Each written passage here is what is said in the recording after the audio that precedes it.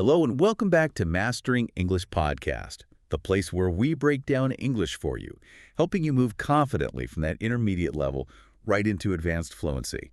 I'm your host, Alex. And I'm Sam. Good to see you, everyone. So glad to be back. And today, we have assembled a truly massive stack of source material. We really have. We're focusing on some of those, fundamental high-frequency errors and also the confidence techniques that can really hold B1 learners back. This is where we stop just talking about simple errors and start talking about the science of making mistakes. That's right. And if you're listening right now, I just know you understand the struggle. It's that deep frustration. You're in the middle of a conversation, you're flowing, and then you use a structure. Maybe you say, I recommend you to go. And I mean, even as the words are leaving your mouth, you know they're wrong. You can feel it, can't you? You totally can. You've been corrected on it 100 times, but your brain just, it automatically chooses that incorrect but comfortable structure because you need to speak fast. It's the linguistic path of least resistance, isn't it? I mean, your goal is successful communication, which is good. Right. But if those convenient, incorrect structures persist and, become fixed, they stop being temporary mistakes and evolve into something we call fossilization.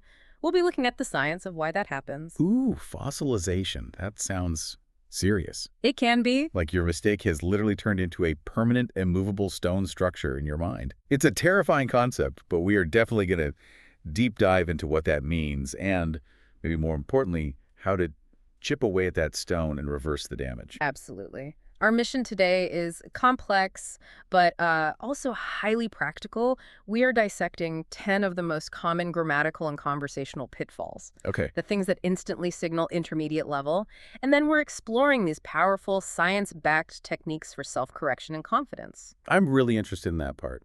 Yeah, we've got sources covering error patterns, the science of correction, and even how something purely physical, like adopting the right posture, the power pose, can actually alter your body chemistry to boost your confidence before you even open your mouth to speak English. Okay, I am extremely intrigued by the power pose part. We're talking about fixed prepositions and body chemistry today. All of it. This is the ultimate package for, holistic English mastery. We want you, the listener, to leave this deep dive armed with specific rules, powerful vocabulary, and, the physical confidence to use it all. Precisely. And remember, making mistakes is not a sign of failure. It's essential evidence of progress. It shows you're actively pushing your language boundaries. That's a great way to think about it. Yeah, the key to fluency is learning how to react to those mistakes. You have to see them as opportunities to grow, not reasons to feel discouraged or embarrassed. That is such a critical mindset shift. Okay, before we jump right into the weeds, a quick favor. Please hit the like button and subscribe to Mastering English Podcast right now. It really helps us reach more curious learners just like you, and it ensures you never miss a deep dive this intense. Please do. Done. Fantastic. Okay, let's unpack this. Okay, let's start with the absolute fundamentals, the things that seem to trip up almost everyone, even when they've been studying for years. Error number 1 is about plurals. Specifically, misusing the collective noun people by saying something like people is. This is an extremely common grammatical phenomenon. I mean, in a lot of languages, collective nouns are treated as singular units. Right, like a group is. Exactly. And in English, when your brain processes a singular subject like the dog is or the book is, it just automatically wants to apply that same singular verb structure is to people. But that application, well, that's the core mistake. So if I use a phrase like, people is just as wonderful as sunsets, which, by the way, is a lovely philosophical quote from Carl Rogers, that little is the culprit. That's what signals an error. That's the one, precisely. The core rule here is that people is an irregular plural noun. Irregular, okay. It means human beings, generally so, multiple individuals. And because of that, it absolutely requires a plural verb. The required structure is always people are. But I wonder why the brain, especially for an intermediate learner, sees people and thinks it should be treated like a group or a crowd, both of which are singular and do take a singular verb. That is the essential confusion, and it's a great question. We should probably clarify this using our M1 concept dissection. Let's do it. So English has 2 paths to plurality. Most nouns follow the regular path, where you just add S, like dog becomes dogs or car becomes cars. The easy path, the default setting. Right. But then you have these irregular plurals. Think of the rules of plurality like a series of linguistic safes. Most of them use the universal combination, adding up to s. But irregular plurals are like having specific, unique keys for certain doors. I like that analogy. Yeah, they just don't follow the normal a plus s rule at all. That's a great way to think about it. So man changes entirely to men. Foot changes to feet. These are special keys that require a different grammatical lock. Okay. And people is one of these special keys. It's the default general plural form of person. Because it's already plural, it requires the plural verb are. That analogy of the unique key is so helpful because it makes the learner stop and think, oh, wait, this word is special. I can't just apply the general rule here. It forces your memory track to switch. Exactly. Now let's go even deeper and compare the three terms that kind of circle this concept. We have person, which is singular, people, which is the general plural, and then this other term that you sometimes hear in specific contexts, peoples. Is that an error or is that another special key altogether? I've definitely heard peoples used mostly in like news reports or historical documentaries. That's a fantastic point, and that's exactly right. It's a specific formal usage. When you say peoples with the S, you're usually referring to different ethnic groups, nations, or distinct cultural units. So not just a bunch of individuals. Right. It refers to multiple populations or groups. For instance, you might say the indigenous peoples of the Americas. Ah, so using peoples means you're talking about the different types of populations in that region. Correct. The plural there is applied to the concept of population or nation. So in everyday general English, people, without the S, is the plural for person. Using peoples in a casual conversation would sound a little, well, overly formal or even slightly incorrect if you just meant there were 20 people at the market. That distinction is so crucial. Okay, let's put this into a real-world scenario. You're visiting a historical site, and you see a plaque. Maybe it was written by a non-native local authority, and it reads, "Lost people is welcome here." That scenario immediately highlights that instantaneous linguistic signal. The meaning is perfectly clear, right? The intent is understood. Totally. But that tiny mistake, instantly signals that the structure is non-native. The correct sign needs to read, "Lost people are welcome here." And this is such a high-frequency error, which is why fixing it dramatically improves your perceived competence and fluency. Okay, before we move on, you mentioned two kinds of tricky plurals earlier. We've covered the irregular ones like man. What about the ones that trick learners because they're uncountable, like information and advice? Yes, these are the deep traps. Learners instinctively want to pluralize these abstract nouns, but you can't have two informations or three advices in standard English. These nouns are always uncountable, and so they require a singular verb. You have to say, the information is valuable, not the information are valuable. And the same thing for advice. Your advice is helpful, not your advice are helpful. It feels so counterintuitive when you're used to treating abstract concepts as countable things. It really is, which is why this requires conscious memorization. Yeah. These are the special keys that don't even have a plural form. They just stay singular forever. Mastering these abstract nouns instantly boosts your perceived formality and accuracy. Okay, let's take a smooth transition from single words to multi-word clauses. Error 2, the disappearing conjunction. So many intermediate learners use even all by itself to connect two opposing clauses, like they continued walking even they felt tired. Yeah. That tiny missing word can just derail your whole meaning. It really can. That's a classic case of direct translation from a language where a single adverb might function as a subordinating conjunction. But in English, even is an intensifier or an adverb. It strengthens an idea, but it just can't stand alone to connect two full clauses of contrast. It absolutely needs a partner to function grammatically as a conjunction. The missing link needs to be either even though or even if. This pair introduces a subordinate clause that contrasts with the main idea being expressed. Exactly.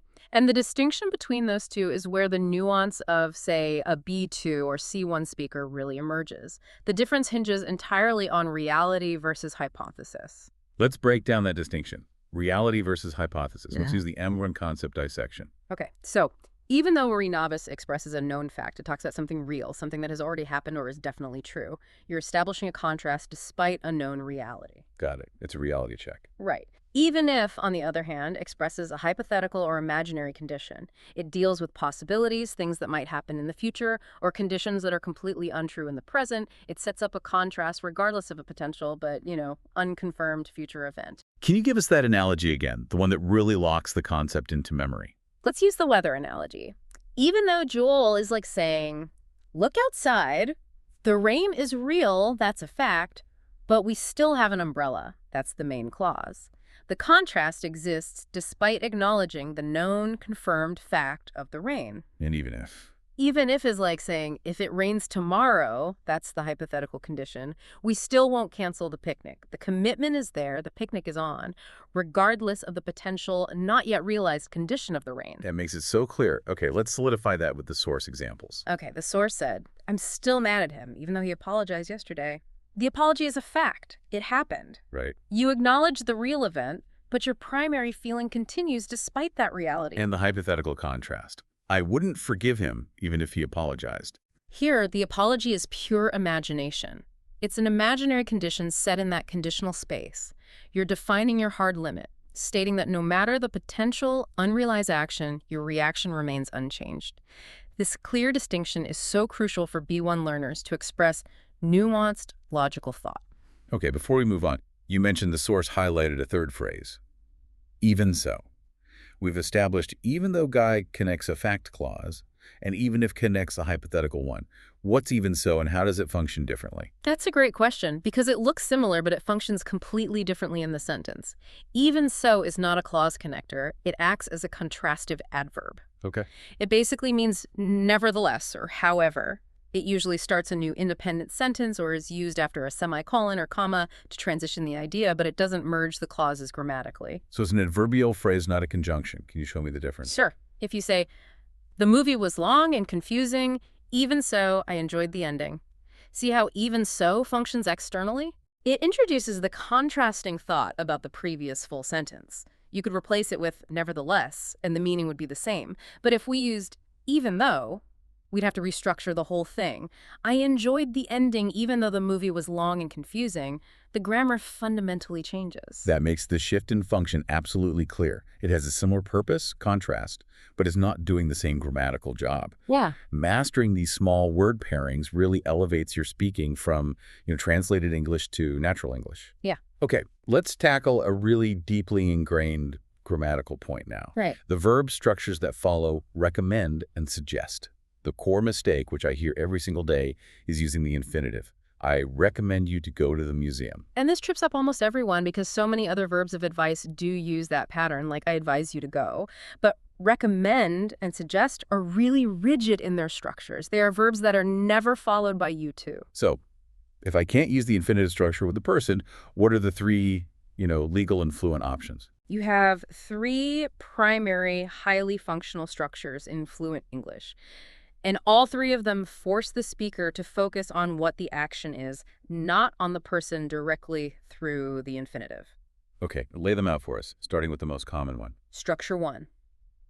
Recommend, suggest, plus gerund, gerund. This is the smoothest, most frequent choice.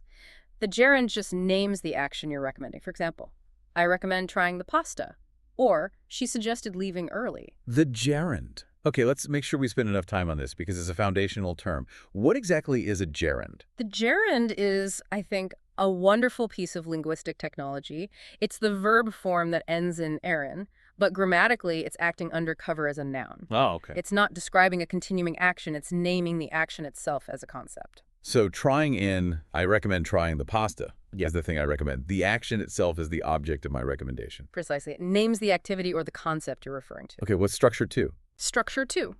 Recommend, suggest, plus noun. Simple and direct. He recommends that book. Or, can you suggest a good route? Here, the object is clearly a thing or a concept represented by a noun. Safe and clear.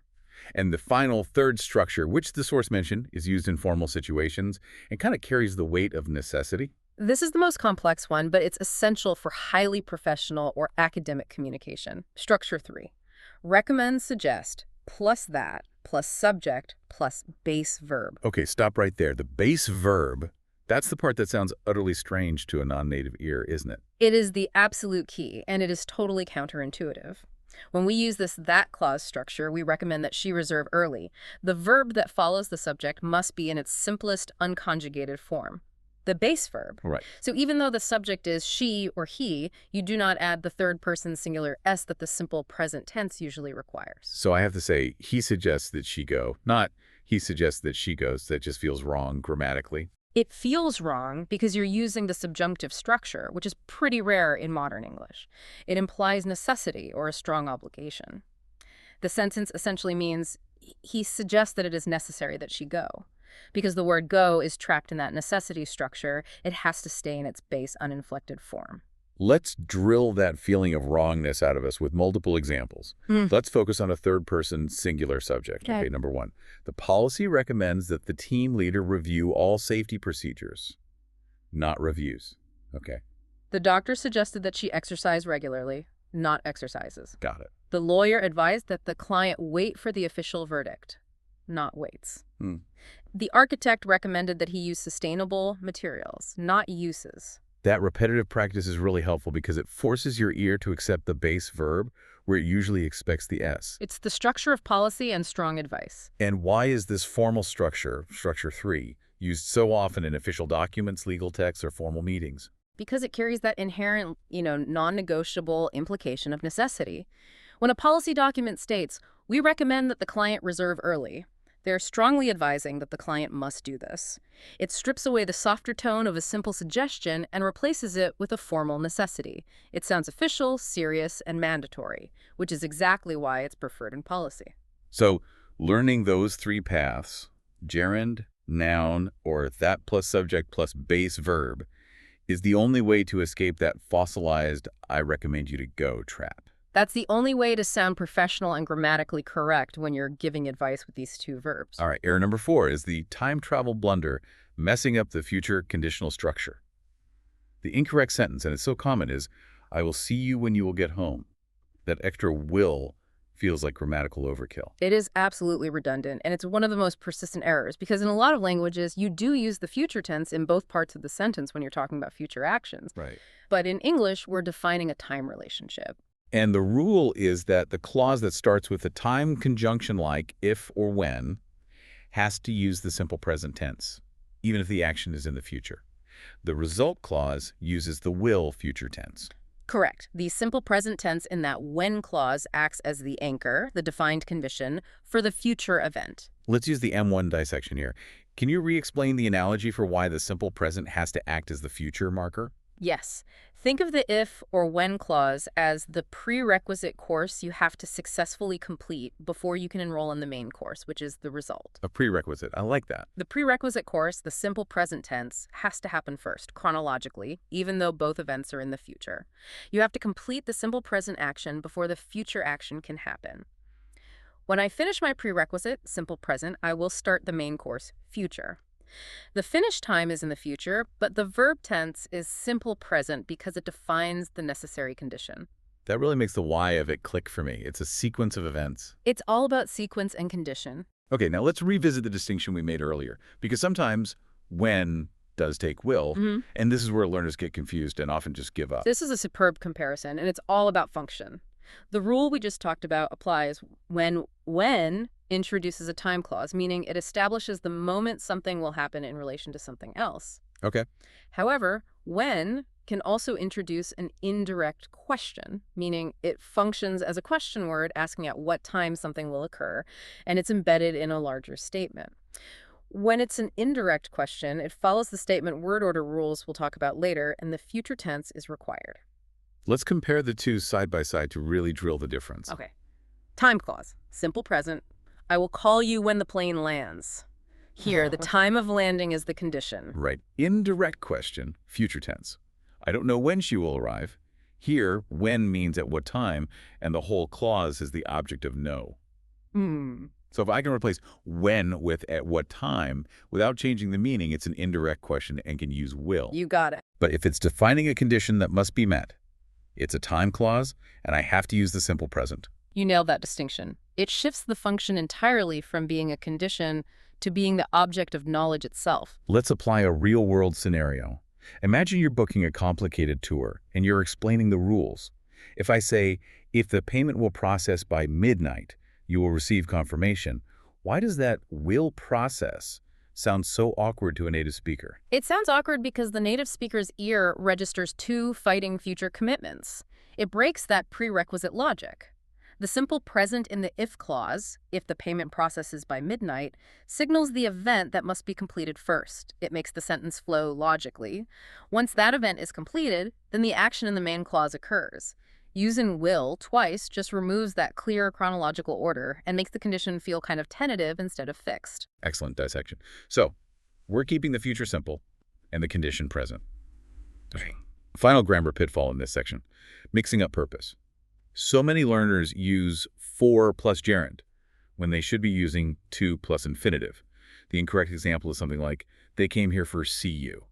This error stems from the fact that in languages like Spanish or French or German, the word for often handles purpose. But English is really specific about how we express purpose depending on whether we're talking about intention or function. Okay, so lay out the rule for us again. Intention versus function. Use to plus verb, the infinitive, for intention. This answers why you performed an action or moved somewhere. This is your goal. Use for plus gerund for function, describing what a machine or tool is used for, or reason consequence, explaining why something happened to you. I need that analogy repeated to keep those two categories separate. Intention versus function. Let's use the M1 analogy of the arrow versus the tool. To plus verb is the arrow. It shows the future goal, the specific intention guiding your action. I went to the store to buy milk. The arrow points directly to the future goal, buying. The arrow is aiming at the action. Yes. Now, the for plus gerund is the tool or the consequence. It describes the general ongoing function of an object or the reason for a past consequence. This machine is for mixing paint. It describes the tool's generalized ongoing purpose. Let's look at the source examples to lock this distinction in. For intention, they used, they came here to see you. That is the arrow, the goal of their movement. Correct. Their intention was the act of seeing you. And for function, this knife is useful for cutting bread. That describes the knife's purpose, its general function. And the consequence or reason example, he was fired for stealing. The reason for the firing is the act of stealing. The structures are completely different depending on if you're defining the reason for a consequence or the intention behind an action. So if I'm using a verb to express purpose, the to plus verb infinitive is the default standard choice for intention. It is the path of least resistance for intention, for sure. But what if I'm set on using for to talk about my intention? The source said there was one specific way to do it. Yes, this is a beautiful little exception. You can use for to talk about intention only when you follow it with a noun, not a verb. You have to make the object of the preposition a thing. Okay, that makes sense because for is fundamentally a preposition, and prepositions generally take nouns or gerunds as objects. Exactly. So, for example, if you're thirsty, we went to the bar for a drink. Drink here is a noun, a thing you went to acquire. You can't say, we went to the bar for drinking. That makes it sound like you went there to facilitate the general function of drinking, not for the specific intention of getting a beverage. That is a highly functional rule to remember. To plus verb for the intentional action, but for plus noun for the intentional object. It simplifies the distinction perfectly for the B1 learner and closes this major gap in common usage errors. All right, we're moving into part 2, where the errors aren't just about grammar. They're conversational direct translations from other languages that instantly sound awkward or unnatural to a native ear. And we are going to maximize our understanding of these core fixes using the highly detailed M2 vocabulary deep dive protocol. This is where we go microscopic. These fixes are the tiny hinges that swing open the doors to sounding natural and connecting with native speakers effortlessly. Starting with mistake 6, the affirmation response, I think yes. Someone asks, is it going to rain today? You hear, I think yes. And while it's clear, it's just not quite right in English. Yeah. While we understand the intent, it's technically incorrect. The correction is almost always, I think so, or the slightly more formal, I think it is, or just simply yes. Okay, I have to spotlight this. Why can I say I think no? Or more fluently, I don't think so, but I cannot say I think yes? Why is the word so mandatory here? That is the central linguistic puzzle. The word so in this context is a proform. It acts as a concise placeholder that replaces the entire previous affirmative statement. A proform. Okay. So when you say, I think so, the so is standing in for, it is going to rain today. It keeps the sentence smooth, concise, and avoids the bluntness that I think yes carries when the two words are forced together. So I think so means, I believe the previous statement to be true, but without wasting my breath repeating the whole statement. Precisely. It signals agreement and partial certainty in the most efficient and conversational way possible. Okay, let's go into the example looping now to drill the correct usage 5 times, focusing on varied contexts. All right. 1. Formal. Do you believe the merger will succeed despite the initial concerns? I think so, based on the preliminary reports that have been submitted. Okay, very professional. 2. Casual. Are we still meeting for lunch later? Around noon? Yeah, I think so. Shoot me a quick text if the location changes. Nice and relaxed. 3. Funny weird. Do you really think ancient alien astronauts helped build the pyramids? I think so. The engineering seems suspiciously advanced for that era. Chuckles. Okay. 4. Historical. Did the Roman general expect to conquer Gaul so quickly? They certainly thought so at the time, though the campaign proved longer than anticipated. I see. Describing a past belief. 5. Philosophical. Do you think humans are fundamentally good, or are we driven purely by self-interest? I would sincerely like to think so, but the historical evidence gives me pause. That deep drilling really helps the phrase sit naturally in different registers.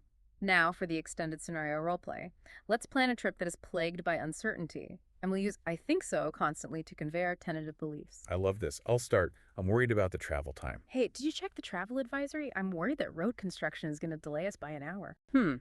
I checked the map earlier, and I think so. They mentioned major delays starting near the border. Do you think the gas tank is full enough to bypass that entire section? Well, the gauge is showing about 3/4. I think so, but it's going to be close. If we take the scenic route, do you think we'll still arrive before sunset? I don't think so if we take the scenic route. That adds another hour, easily. If we leave right now, however, I think so. Okay, I think so too. Let's trust the schedule. Did we remember to pack the camera charger? I would like to think so, but let me double check the suitcase. Yeah. I definitely think so. I remember putting it in the side pocket. See how smooth that flow is? It conveys partial certainty and collaborative decision-making, way more conversational than a blunt, I think yes. Okay, finally, let's talk collocations and nuances. Beyond just "I think so," what similar phrases are highly common, and how does the use of "so" nuance the level of certainty? Well, we often hear, if I think so, used conditionally, and I hope so, which expresses desire, often about the future. Right. And 2 that express resignation or weak agreement. I suppose so, and I guess so. And the nuance is key. Saying yes is 100% confirmation. Saying "I think so" is maybe 70–80% certainty. It implies you have a reasonable belief or reason to assume something is true, but you haven't absolutely verified it. It creates a gentle, less aggressive response that's crucial for a professional rapport. All right, mistake number 7. Asking for specific information, like names, by using how, the classic mistake. How is it called, or how do you call it? Another pure translation error. We use "how" for the manner or process of doing something. How do you make a cake? We use "what" for asking for specific information for labels, names, objects, or ideas. So the correct structures are fixed. What is it called, or what do you call it? Absolutely. Think of it as "what" asks for the label or identity, "how" asks for the method or procedure. That distinction is always maintained in formal English. That brings us to a beautiful, silly piece of informal vocabulary. Whatchamacallit. I have to spotlight this. What exactly is a whatchamacallit, and how is it different from thingamajig? They are completely interchangeable, really. They fall into the category of highly informal placeholder terms. Whatchamacallit is basically a verbal improvisation you use when you just can't recall the name of an object, a tool, or sometimes even a person. So it's not a word you should ever use in a university thesis. Chuckles. Absolutely not. It signals immediate conversational ease and a total lack of formality. What's the official definition? It's defined as a term used to refer to someone or something whose name one cannot remember or does not know. It signals that the specific label is, temporarily irrelevant to the conversation's flow. Okay, let's do the example looping 5 times. All right. 1. Formal. We have to reinforce the constraint here. This word is exclusively informal, perhaps even silly. It has absolutely no place in professional or academic contexts that require precision. Right. 2, casual. Can you grab the whatchamacallit from the drawer, the little plastic thing for peeling potatoes? Placeholder for a common object. 3, funny weird. I went to the hardware store looking for that strange little whatchamacallit that helps you measure curved surfaces. You know, the one with the rotating wheel?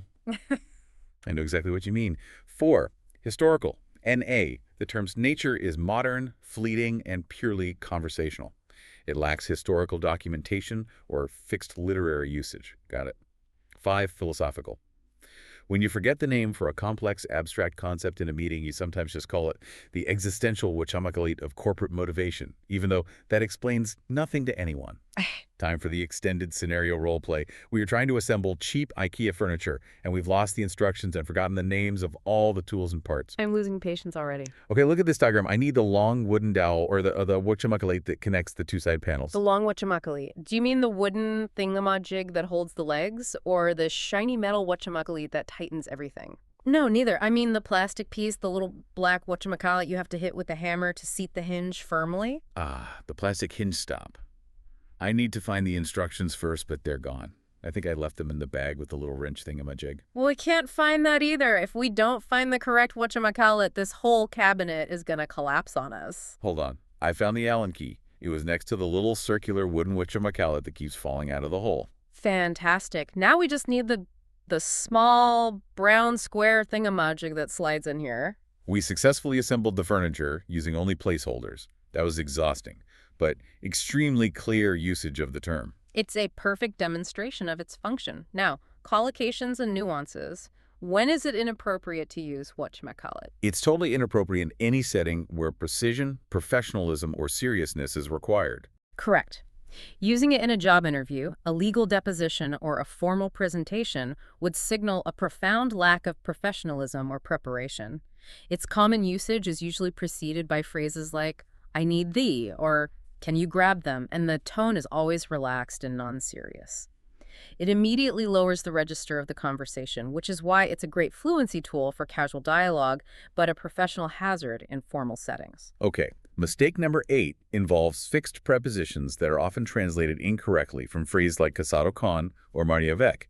The mistake, I'm married with Will. Yes, this is a clear B1 level error that immediately jumps out. To identify a spouse, the correct fixed preposition is always to, I'm married to Will. It's a grammatical bond that you just have to memorize. Right. Tone denotes the connection, the commitment you have made to the other party. Absolutely. The commitment is to a person. Spotlight moment.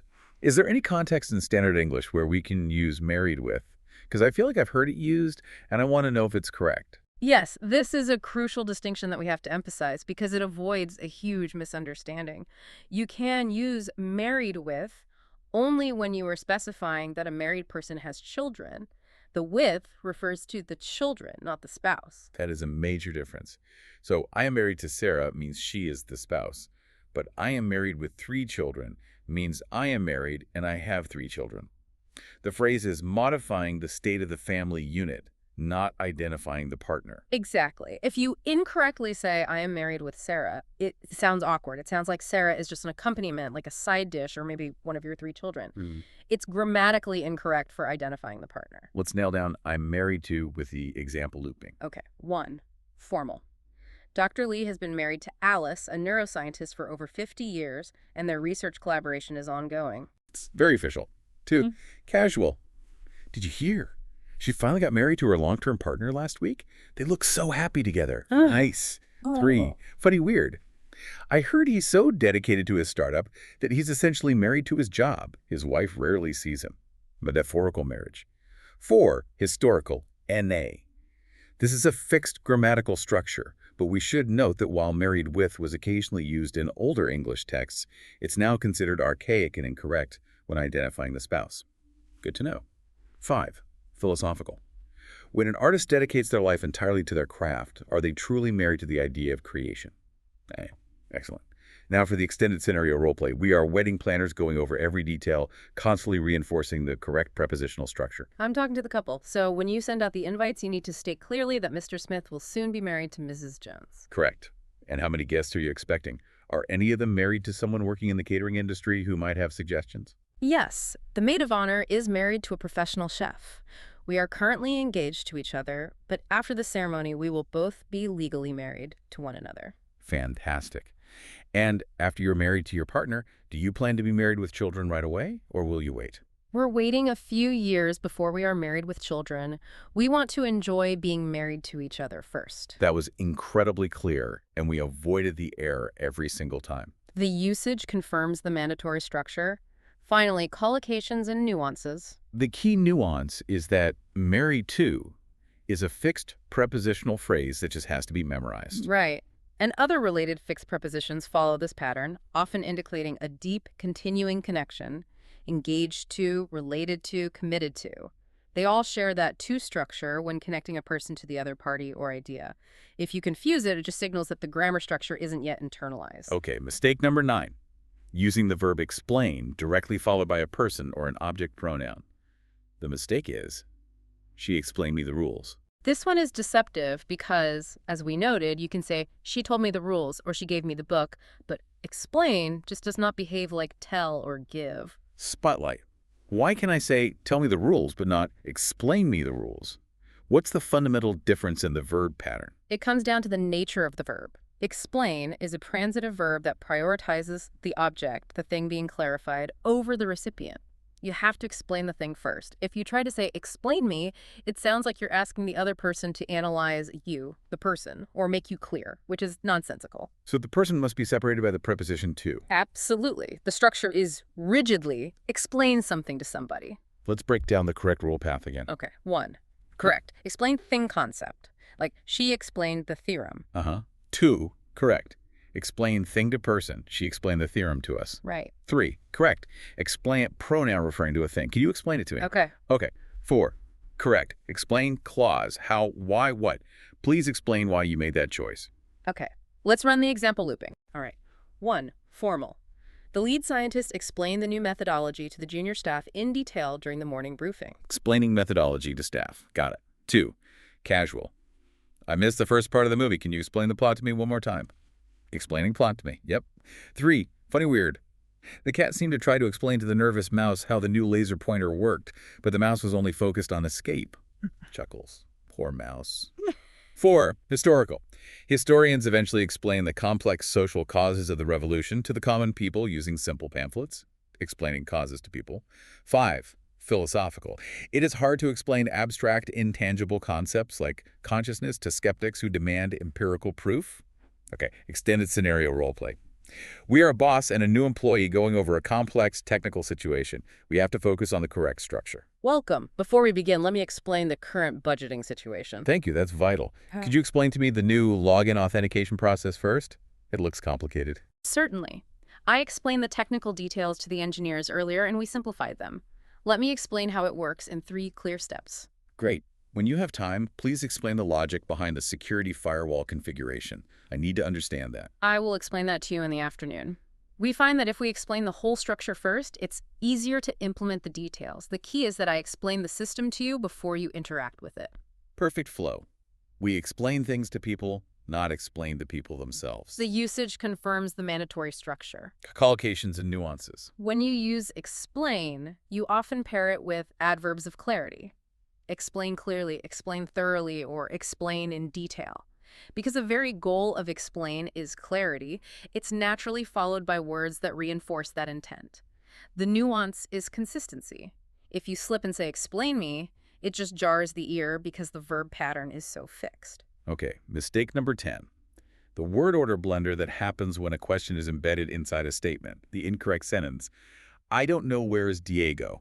This error is incredibly persistent because the learner's brain sees the what, where, who, what, and automatically defaults to the question word order, verb plus subject. But because it follows an introductory phrase like I don't know or I wonder, the word order has to change to match a statement. The rule is subject plus verb, the correct sentence. I don't know where Diego is. Let's use the M1 concept dissection to break down why the order shifts so drastically. Let's focus on the magnet analogy again. The introductory phrase, I don't know, I wonder, do you know, acts like a strong magnet. It pulls the question inside the main sentence, embedding it. And once the question is embedded, the original question structure, verb plus subject, is stripped away or kind of flattened.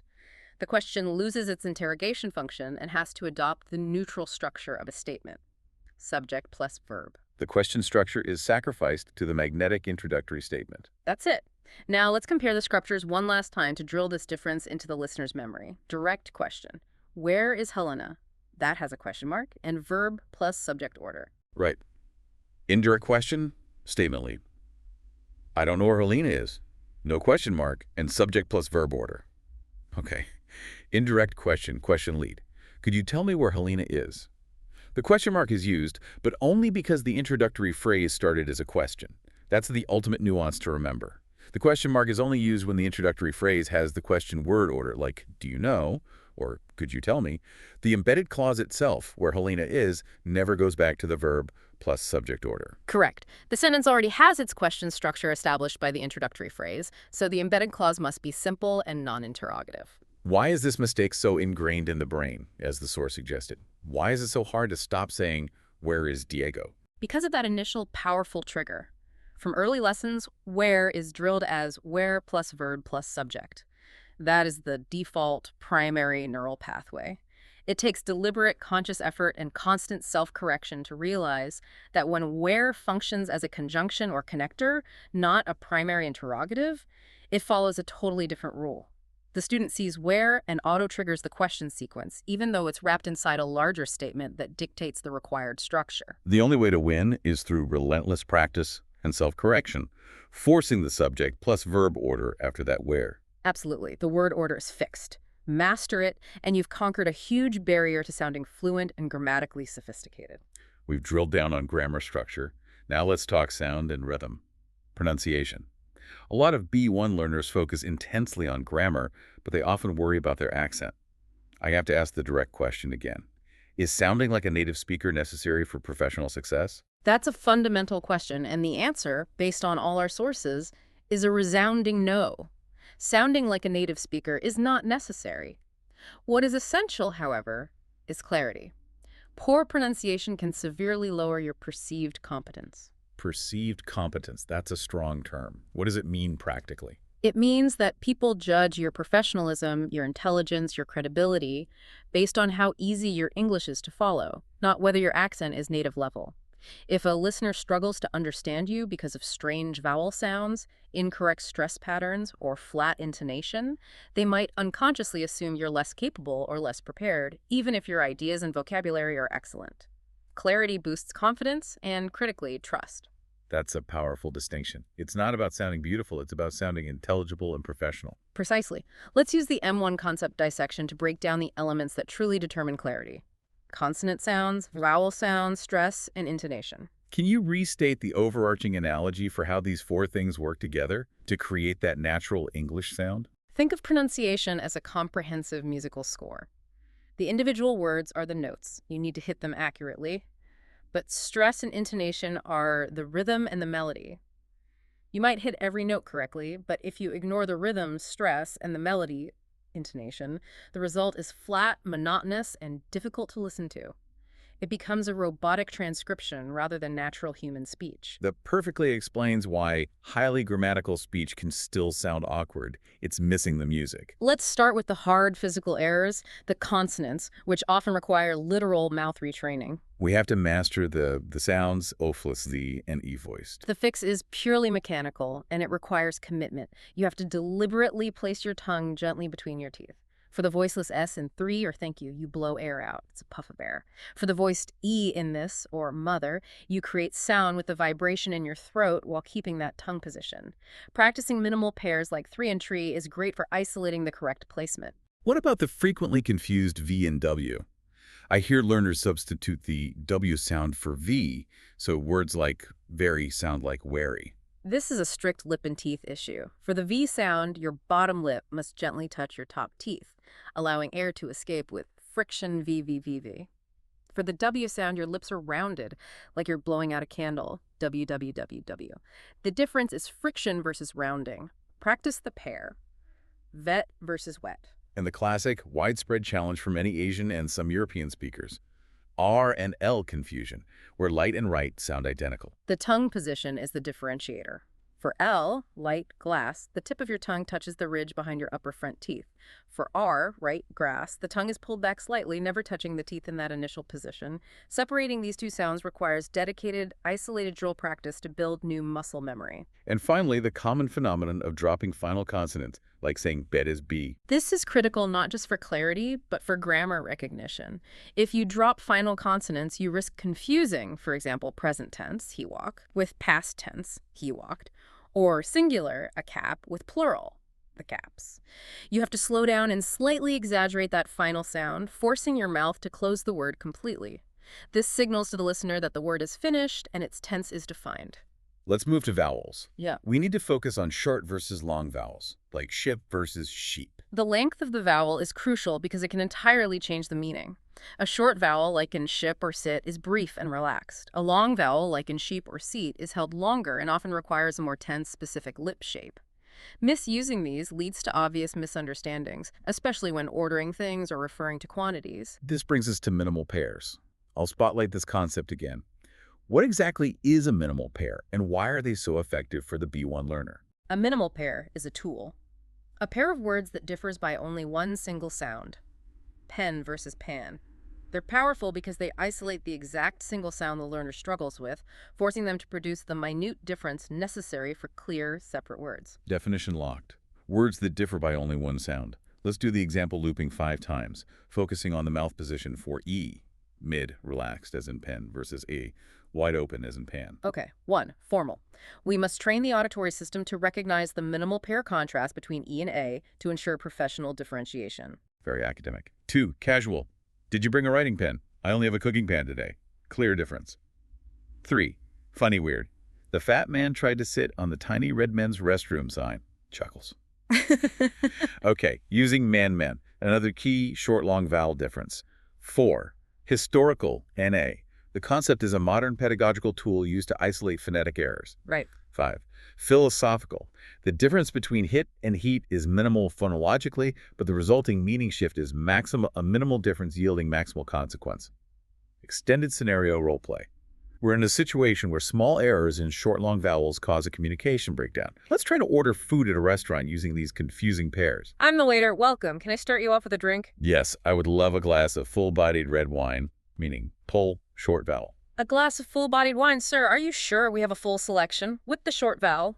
Yes, full. Thank you. And for my main course, I'd like the roasted ship, meaning sheep. The roasted ship. I'm afraid we don't serve boats here, sir. Only roasted sheep. That requires a longer held vowel. I see the problem. Okay, the roasted sheep. Yeah. And I would like a small pit of olives, please, meaning pad. A pit? You want the whole, or the small pat of butter we usually serve on the side? The small pad of butter. I need to focus on my length and mouth shape. It truly is all about muscle memory. Now for the final critical sound, the schwa. The schwa is the great secret of English rhythm. It's the lazy vowel sound in unstressed syllables, the A in about, the air in teacher, or the O in problem. It's a sound we make when we're relaxed. M1, dissection time. The analogy for the schwa again. The schwa is the sound your mouth makes when it's totally relaxed and surprised. It's the engine idling when the car isn't moving fast. In English, we conserve energy on unstressed syllables, and they all default to this neutral, relaxed sound. This is why English is a stress-timed language. Why does this matter for B1 learners who still pronounce every syllable clearly? Because English isn't syllabic like many other languages, it's rhythmic. If you pronounce every syllable with equal weight, your speech sounds flat, tiring, and a little aggressive to the native ear. The schwa allows English to maintain its rhythmic musical structure. Let's drill this. Give us 3 more common words and break down where the schwa hits, forcing the listener to hear the lack of weight. Okay. 1. Banana. We stress the second syllable, uanane. The first and third syllables reduced to the schwa. If you try to say B-A-N-A, it sounds wrong. Right. 2. Computer. Stress is on the second syllable. Computer. The first and last syllables weaken to the schwa. 3. Delicious. Stress is on the second syllable. Delicious. The first syllable uses the schwa. So if a listener hears a word that has 3 or 4 syllables, they should actively try to find the strong beat and then just relax the remaining syllables to that sound. That is the engine idling. That is the core technique for mastering the English rhythm. Let's deepen the discussion on rhythm with stress and intonation. We talked about how word stress can change the meaning. Yes. Remember, record, the noun, the disc, versus record, the verb, the action of saving data. Present, the gift, versus present, the act of giving. You have to listen actively for the stress because it's actually part of the word's definition. Then there's sentence stress. How do we apply this rhythm to a full sentence? We have to emphasize content, words, nouns, main verbs, adjectives, adverbs, because they carry the core new meaning. And we weaken function words, articles, conjunctions, prepositions, and auxiliary verbs because they just provide structure. So we swing from strong to weak to strong. Exactly. This creates the English rhythm, for example. I'd like to book a table for tonight. The words to, a, and for are quickly passed over, often reduced to the schwa, while the essential meaning words are elongated and raised in pitch. And finally, intonation, the pitch curve. Intonation. The rise and fall of your voice signals whether you're making a statement or asking a question. Use falling intonation for statements. I finished. The pitch drops at the end, signaling finality. And rising intonation for yes/no questions. Are you ready? Yes. If you use falling intonation on a question, it sounds either confused or extremely blunt. If you use rising intonation on a statement, it sounds tentative, like you're not sure. Practicing recording yourself and checking that visual pitch curve is a great way to make sure your tone matches your intent. We've covered the errors and the sounds. Now we face the biggest challenge for the B1 learner, fixing the errors once they become ingrained. The specter of fossilization hangs over every intermediate speaker. Fossilization is a key concept in second language acquisition. It's when those errors become so deep-seated and habitual, so ingrained in your automatic speech, that they feel natural and become extremely difficult, sometimes seemingly impossible to fix later on, even when you know the correct rule intellectually. It's the moment the knowledge fails to transfer from the rule book to the spontaneous spoken word. It is the ultimate gap between accuracy and fluency. Let's use the M1 concept dissection for maximum clarity. Revisit the analogy for fossilization. Fossilization is like repeatedly walking the same path through a field of grass every single day. Eventually, your repeated footsteps wear that path down into a deep, permanent rut. Even if a map shows you a faster, correct path, your foot automatically steps into the familiar rut because it's the easiest, most comfortable route. Getting out requires immense effort, conscious vigilance, and constant, deliberate correction. The moment the path becomes a rut, you are fossilized. That sounds like a long-term commitment to fixing. It is, which is why early correction is so essential. Let's quickly distinguish again between mistakes and errors. A mistake is an accidental slip-up. You know the rule, but you were tired or speaking too fast. You can usually fix this yourself if prompted. An error, on the other hand, is something you genuinely don't know, or a structure that is fundamentally wrong according to the rules you haven't internalized. Fossilization happens when an error persists for so long that it becomes a permanent habit in your performance. That clarity helps us target our efforts. We need techniques that break those habitual errors. If we're correcting someone, how do we know the right time? When is it okay for a conversation partner or a teacher to interrupt the speaker? We distinguish between goals. For fluency-focused activities like discussions or storytelling, we use delayed correction. You note the error and address it later. For accuracy-focused tasks like grammar or pronunciation practice, we use on-the-spot correction. Let's look at two specific subtle techniques. The first is recast. I'll spotlight this. What is a recast, and how is it different from just correcting me directly? A recast is a subtle modeling technique. It's when you, the listener, repeat the student's incorrect sentence back in the correct form, but you do it naturally without pointing out the mistake or interrupting the flow. You just seamlessly model the accurate language. Definition: repeating an incorrect sentence back in the correct form naturally without pointing out the mistake. Let's run the example looping 5 times on a third-person singular error. Okay, 1. Recast example 1. Student says, "She go to work early." Teacher says, "Oh, she goes to work early. What time does she leave?" So subtle. 2. Recast example 2. Student: he said me that he was tired. Teacher: he told me that he was tired. That sounds exhausting. Right. 3. Recast example 3. Student: we discussed about the new budget. Teacher: you discussed the new budget. What were the main issues? 4. Recast example 4. Student: I will call you when I will arrive. Teacher: I see. So you will call me when you arrive. Just modeling it back. 5. Recast example 5. Student: this tool is used for cut the wire. Teacher: yes, this tool is used for cutting the wire. It's very sharp. Karate. That is incredibly subtle. The student hears the correct pattern without the stress of being stopped or corrected explicitly. It works beautifully in low-pressure, fluency-focused moments. The drawback is that the student might not notice the change, so it's less effective for deep-seated errors or fossilization. That brings us to the alternative, which promotes greater self-awareness: elicitation. Spotlight. How do I get the speaker to fix their own mistake using this technique? Elicitation is a strategy where you encourage students to self-correct by using a hint. You might use a partial repetition, a change in facial expression, or a simple pause to signal that something is wrong without providing the answer. You are essentially asking, "Wait, is that right?" Definition: encouraging students to self-correct by hinting at the mistake, often through a pause or partial repetition. Let's run the example looping 5 times. Okay, 1. Elicitation. Example 1. Verbal. Student: She go to work early. Teacher, she go, or she. Leaving it open. 2. Elicitation example 2. Rule hint. Student. He is married with a journalist. Teacher. Remember the fixed preposition rule for marriage. Right. 3. Elicitation example 3. Repetition stress. Student. I don't know where's the meeting. Teacher. You don't know where's the meeting? Emphasizing the error. 4. Elicitation example 4. Partial sentence. Student. The most important thing. Teacher. The most important waits for thing. I see. 5. Elicitation example 5. Facial expression. Student. It depends on the weather. Teacher. Raises eyebrows slightly in confusion. Student.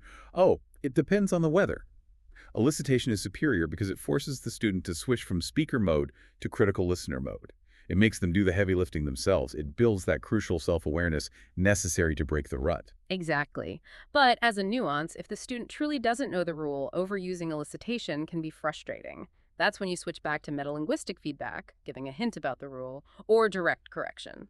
Beyond the classroom, how can B1 learners actively fight fossilization at home? The source outlined a fantastic self-recording technique, the 5-step plan. This exercise is massively powerful because it forces the learner to analyze their own output, which is the missing step for most intermediate learners. Step 1. Choose a structured question to answer.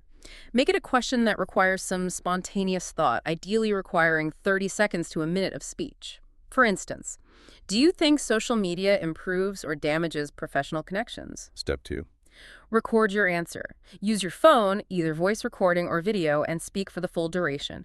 And, crucially, do not stop to correct yourself. Focus purely on fluency and getting the message out. Step 3. This is the act of self-correction. Listen back immediately and write down any mistakes you hear. Force your brain into the critical listener role. Write down the errors. Use even instead of even though dropped the finals. Use wrong word order in indirect question. And step 4 and 5. Record the answer again, correcting those identified issues. Then repeat this process regularly, at least twice a week for a few weeks. This deliberate critical analysis builds new neural pathways, bypassing those fossilized ruts. That is active, measurable self-improvement. What other techniques are recommended for pronunciation rhythm specifically? Shadowing is an incredible tool for rhythm and intonation. This is where you listen to native audio, a short clip from a podcast, a speech, or a movie, and you repeat what you hear at the exact same time as the speaker. Why must it be at the same time? Why not listen, pause, and then repeat? Because the goal isn't processing the content. The goal is copying the sound and the physical movement. You're essentially mimicking the mouth movements of the native speaker, building new muscle memory for the English stress and sound system. It's truly a rhythmic dance, as you said, where your mouth is forced to move with the music of the language. This technique helps break up those ingrained native language muscle habits. We started this deep dive talking about building confidence, and now we're going to apply everything we've learned, from grammar to rhythm to the most critical conversational moment, the self-introduction. The self-introduction, or your personal commercial, is the launchpad for all future connections. A reliable, structured introduction dramatically builds confidence because you always know exactly what comes next, reducing anxiety and freeing up cognitive resources for spontaneous conversation later. The source provided a clear 8-step structure for a confident B1 level self-introduction. Let's walk through the steps, focusing on providing options for both clarity and purpose. We move logically from rapport to objective to transition. Step 1. Greeting and name, simple but essential. Be aware of the formality level. Use "Good morning, my name is Sam" for a formal setting, or "Hi, I'm Sam" for casual. Project confidence through your voice's pace and loudness. Step 2. Location and background. Give the listener context. I'm originally from X, but I've been living in Y for the last 5 years. This provides a life map and uses different grammatical tenses correctly. Step 3. Role occupation. What defines your day? Use the correct articles. I work as a minion, or I am currently studying X. In formal context, this often includes an experience level, like I have 5 years of experience in the logistics field. Step 4. Purpose. This is crucial for formal or networking settings. It answers, why are you here? I'm here because I want to connect with other professionals in the finance industry. If you skip this, your intent might be unclear or misunderstood. Step 5. Personal detail, the rapport builder. This is vital for social cohesion. Mentioning a non-work hobby like hiking, photography, or cooking gives the listener a low-stakes, non-work-related topic to talk about later. It's an invitation for connection. Step 6. The closing transition sentence is our final step. The introduction has to end by turning the focus back onto the listener. Yes. The structure must function as a launchpad for the actual conversation. You have to end it with an open question. What brings you here today? Or what is your main goal for this conference? This ensures the conversation flows smoothly and doesn't just stall after your monologue. Ending with that question is the single most important component for a beginner because it ensures the conversation doesn't stall and establishes you as an engaged communicator. It creates the two-way street that dialogue requires. Now let's bring back the big concept, nonverbal communication. The sources suggest body language speaks louder than the grammar we've been trying so hard to perfect. That is the universal truth of communication. Nonverbal cues, gestures, posture, tone of voice convey trust, honesty, and interest instantly. If your verbal message and your nonverbal cues contradict each other, the listener will almost always believe the nonverbal message. Let's use the M1 dissection again, the analogy for nonverbal cues. Nonverbal cues are like the bass line of a song. The bass line works unconsciously. You don't actively listen to it, but you feel it, and it dictates the mood. If the bass line, your body language, doesn't match the melody, your words, the music sounds confusing or dishonest. A mixed signal. So if I say, I am totally confident in this proposal, but my shoulders are slumped, my bass line is weak, and the listener receives a mixed signal. Exactly. The listener will trust the weak, involuntary, unconscious signal over your confident spoken word. Let's briefly detail the 5 roles body language can play. 1. Repetition, repeating the verbal message, like nodding while saying yes. 2. Contradiction. This can indicate dishonesty, like saying I'm calm while physically trembling. 3. Substitution. Replacing the verbal message, so a thumbs up means good. 4. Complimenting. This adds impact. For example, a speaker slamming their fist on the table to compliment a statement about injustice. 5. Accenting. This is underlining importance, like leaning forward to emphasize a critical point. Okay, let's discuss the power pose. Explain the physical mechanism behind Cuddy's theory again. The theory is that adopting an open, expansive pose for a short time can physically alter your body chemistry. By simply taking up more space, you can raise your testosterone levels, the dominance hormone, and lower your cortisol levels, the stress hormone.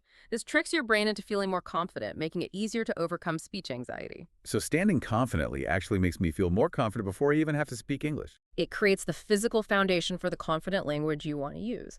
You execute this pose by standing straight, shoulders back, feet apart, ready to easily gesture. Now let's link those final critical elements of nonverbal communication back to that bass line analogy. Okay. 1. Eye contact. This is the visual consistency of the bass line.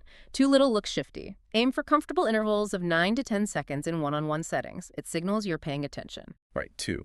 Space, proxemics. This defines the boundary of the bass line. Everyone has a different need for personal distance. Invading someone's space causes severe discomfort. Be aware of the spatial boundaries your listener establishes, as breaking them causes anxiety and disrupts communication. 3. Voice, paralanguage. This is the tempo and tone of the bass line. It includes your timing, pace, loudness, tone, and inflection. Remember, if your voice sounds shaky, but your words are confident, the listener trusts the shaky sound. The bass line doesn't match the melody. Controlling your pace to be slower and deliberate instantly makes you sound more powerful and easier to understand. By managing stress, improving emotional awareness, and ensuring our nonverbal bass line matches our verbal melody, we can maximize clarity and trust. That holistic consistency is the key to advanced communication, even at the B1 level.